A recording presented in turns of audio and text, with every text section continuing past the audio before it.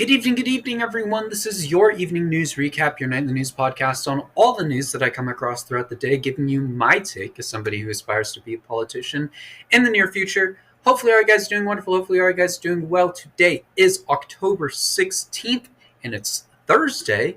Hopefully, all you guys have had a wonderful week so far. It's almost the weekend, so, whether you're going to school, whether you're going to work throughout the day, whatever it is, it's almost the weekend, so you have something to look forward to.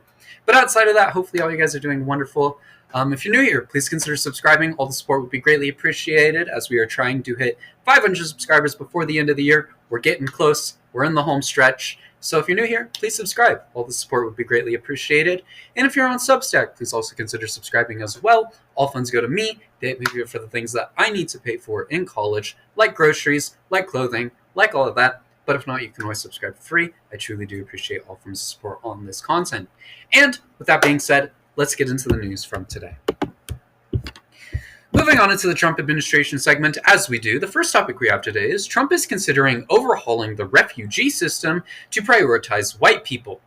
Trump is reportedly considering overhauling the refugee system in the United States to prioritize white people, according to the New York Times. These changes would give preferences to specific groups, including English speakers, white South Africans, and Europeans who oppose migration. This would shift from the current focus, which currently prioritizes refugees fleeing war, persecution, or life-threatening situations, regardless of race or nationality. Of course, if this goes into effect, it would prioritize white people, which would be a huge shift in essentially the whole thing, and especially when it comes to the race and nationality part. If you needed more proof that the Trump administration is racist, here it is. Granted, I think we all know that they are racist at this point. I mean, that is a majority of MAGA. Genuinely, it really is. I mean, that's like one of the main components of ICE. It is racism and racial profiling. One of the main things. But it is insane that, we've made it this far in society where racism is still an issue. And to those who say that it will always be an issue, I strongly believe you are a part of the problem for saying that, because it shouldn't be an issue. Genuinely, it should not. The color of people's skin should not matter. And the fact that people still make such a big deal out of it in the year of 2025 is absolutely disgusting. How people talk or how people present themselves should not matter to you, because for one, it's not your life. But also, don't be a terrible person and judge someone based on who they are and how they look. Genuinely. The fact that it is 2025 and racism still exists is absolutely insane. And I know it's deeply rooted into American society, and it's a lot of reasons why things have gone the way they have historically. I mean, one of them being the reason why college tuition exists is because of racism. But I mean, that doesn't mean efforts can't be taken to change that and to shift away from it. Yes, we still should address that within history, but we shouldn't have a society where racism is still not only prevalent, but as common and as popular as it is. Genuinely, that should not be the case. The fact that it is 2025 and racism is still as prominent in society as it is a massive problem. And strides need to be taken to change that. Really, they do. In other news, Trump is set to overhaul criminal divisions to attack Democratic donors and organizations. The Trump administration is overhauling the IRS's Criminal Investigation Division to launch probes into Democratic groups and donors. This includes installing Trump allies at the IRS and weakening the role that IRS lawyers play in assisting IRS agents with these cases. They plan to fire longtime IRS CI chief Guy Fico, and are putting together a list of targets that include Democratic donors like George Soros. Could you imagine if the Biden administration went after Republican donors and, the fit that Fox News would throw if that happened? It is genuinely crazy to me that they feel this is a great idea and people support it. I'm an independent, and that's something I have said time and time again, and I'm going to continue to say that. But I still find it insane that the Trump administration will just attack anyone they don't like. Genuinely, that is fascism. Plain and simple, it is. It is one of the biggest tactics of fascism, and the reason for that being is because fascism is... targeting political components is a tactic of fascism. Had to reword that one.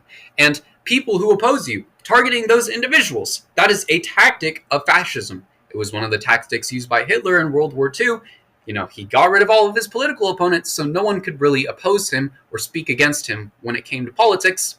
It is a plain and simple tactic of fascism. In fact, it's one of the most common ones when it comes to fascism. Democratic donors are, not only a big, or going after Democratic donors is not only a big way to limit the Democratic Party and, how they act on things and who they get elected, but it is also a way that they could eliminate Democratic political opponents. I hate to say it, but the way you win elections in the United States is money. Genuinely, that's how the United States turns. It's money. That's all you really need in this country. And, if you are able to eliminate those donors who support Democratic politicians and who pave the way for Democratic politicians to make it into office, you can control the opposition. You really can. And the fact that the Trump administration is targeting these donors in specific really says a lot and really shows that they are trying to target the opposition and eliminate them, which is a key sign of fascism. There's always going to be that one comment saying that Trump isn't fascist, but there's so much proof to it, my friend. Anyways, Trump is indicting John Bolton. John Bolton, Trump's former national security advisor, has been indicted in Maryland. He now faces 18 charges, 8 counts of transmission of national defense information, and 10 counts of retention of national defense information. Prosecutors say this is because Bolton shared information about his day-to-day with unauthorized individuals, those being his wife and daughter. Of course, this was pushed for by the Trump administration, showing the third case of their push to prosecute individuals Trump either had a falling out with or simply he just doesn't like. By all means, if this is a crime he has committed, and if he put national security at risk, he should be prosecuted. But once again, this is another case of Trump's, targeting political opponents. And if this is the case, if the current administration, believes that people should be prosecuted for putting national security at risk, they should also prosecute other people who have put national security at risk, like Pete Hegseth with his Signal group chats. You guys remember those from over the summer? Still not talking about him. Why does he still have a job? Putting national security at risk by using chat rooms that are famously used and hacked into by Russian hackers. Isn't that great? They are hypocrites. I mean, truly. They really are. But it sure is interesting that all the people who dealt with Trump in his first administration are now his political enemies. It says a lot about the character of the individual who is sitting in the White House right now, but also it says a lot about how he treats his employees and the people that he has to have around him. I mean, let's not forget, most of the Trump administration from his first term did not finish his first term with him.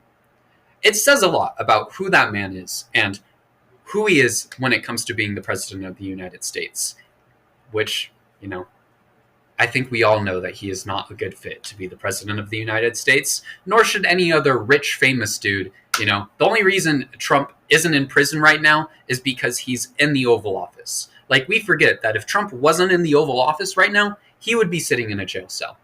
And in all honesty, I wish that was the case, because we would be in such a better place as a country right now.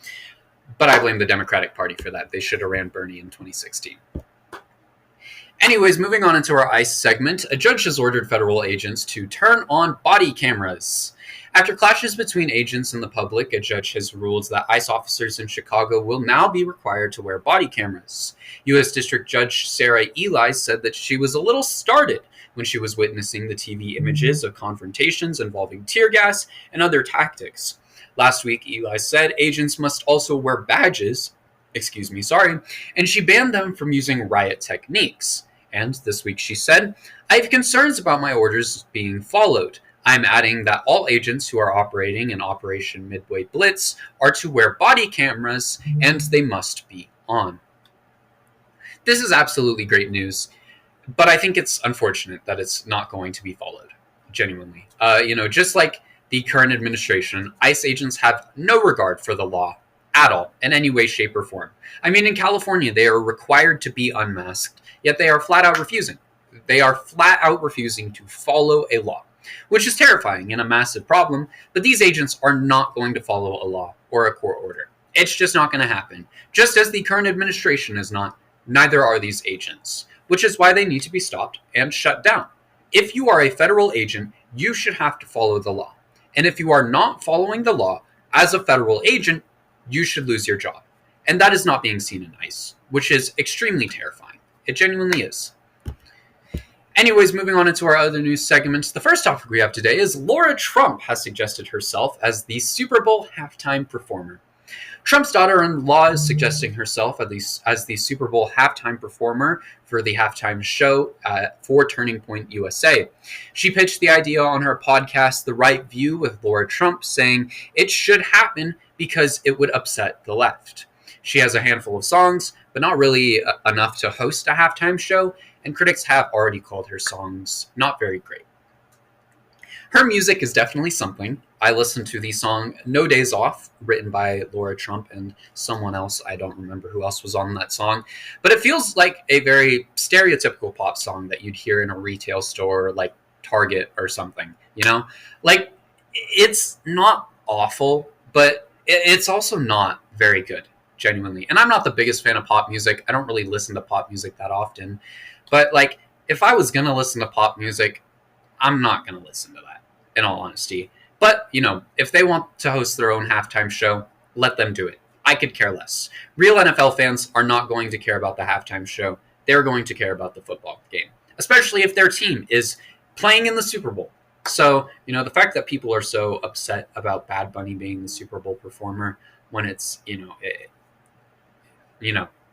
it's stupid. It really is. Because a majority of those people do not care about the NFL in any way, shape, or form. And if they do care about the NFL, it's probably just because of the amount of money it brings in on a yearly basis. In other news, a Marine colonel has resigned from the military because of Trump urging illegal orders. A former 24-year-old Marine Corps colonel has announced that he has resigned from the military because of Trump. Doug Krugman left the military on September 30th, the day Pete Hegseth addressed generals throughout the military. And in an op-ed for the Washington Post, he said, "I gave up my career out of concern for my country's future." He warned of a collapse of the U.S. government system and urged other military personnel to reflect on their positions. He said, "They should be confident in questioning the possibility of immoral or illegal orders, remembering they are responsible for their own actions, and knowing others are asking the same questions." This is unfortunate, but it is not shocking in any way, shape, or form. It once again displays the lack of support the military has for Trump, just as they did during his first administration. I mean, the military was not supportive of Trump during the first administration, and especially now, after the mandating meeting they had to go to. I mean, these generals were required to go to this meeting where they were berated for being too woke. It is crazy to me that they call out generals and say that they can't be fat, no beards, too woke, when Trump is way overweight. I mean, that man is way overweight. The average weight for a 79-year-old man is 190 pounds. And Trump is at least 60 pounds above that. At least. At the very least. We don't know his correct weight because the White House doctors are all lying to us. But from what I can find, he is at least 244 pounds. So, what's going on there? Like, the commander-in-chief of our military is overweight, and we're going to berate military leaders saying that they're overweight.